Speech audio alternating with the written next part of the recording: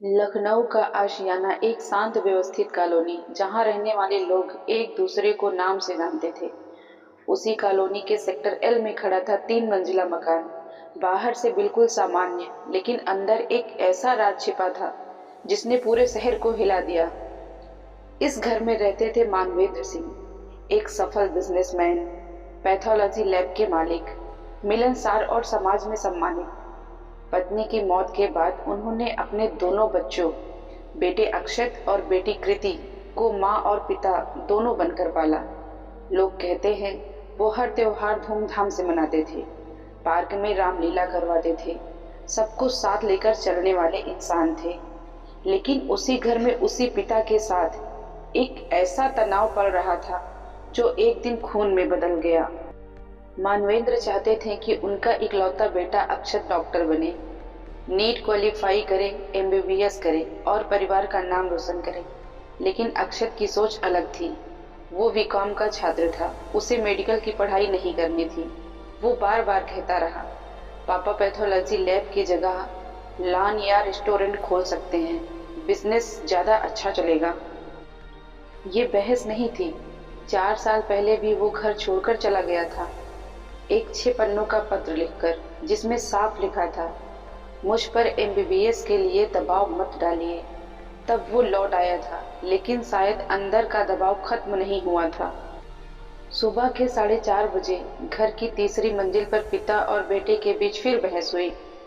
बात बढ़ी, आवाजें ऊंची हुई और फिर अक्षत ने गुस्से में आकर अपने पिता की लाइसेंसी राइफल उठाई और गोली चला दी।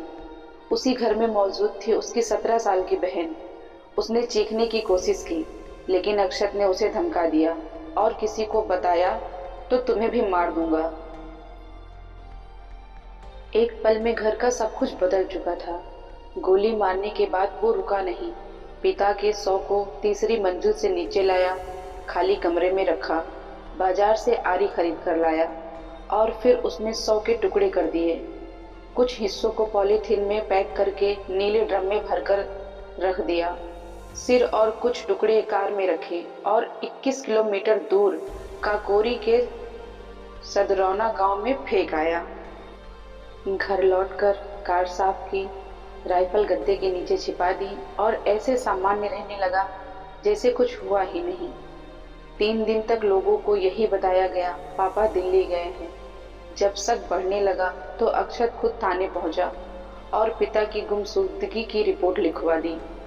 लेकिन पुलिस को उसके हाव भाव पर शक हुआ। पहले बोला आत्महत्या हुई है, फिर सख्ती हुई और आखिरकार सच सामने आ गया। जब पुलिस घर पहुंची, नीले ड्रम से आधा शव मिला। बाकी हिस्सों की तलाश शुरू हुई, लेकिन सिर अभी भी गायब था। पूरी रात घर में जांच चलती रही। एक इकलौते बेटे द्वारा अपने पिता के साथ की गई ये हैवानियत देखकर पुलिसकर्मी भी हैरान थे। मोहल्ले वाले कहते हैं वो रिजर्व रहता था, किसी से ज्यादा बात नहीं करता था, लेकिन रामलीला में मेघनाथ का रोल करता था। तब सबके साथ हंसता बोलता था।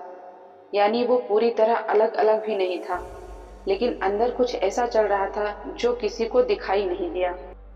अब उस घर में ना पिता है, ना वो माहौल। एक बेटा जेल में है और एक बेटी जिसने अपनी आंखों के सामने ये सब देखा। उसकी जिंदगी हमेशा के लिए बदल चुकी है। क्या ये सिर्फ गुस्से में की गई हत्या थी या लंबे समय से चल रहा मानसिक दबाव? क्या करियर का सपना किसी की जिंदगी से बड़ा हो सकता है?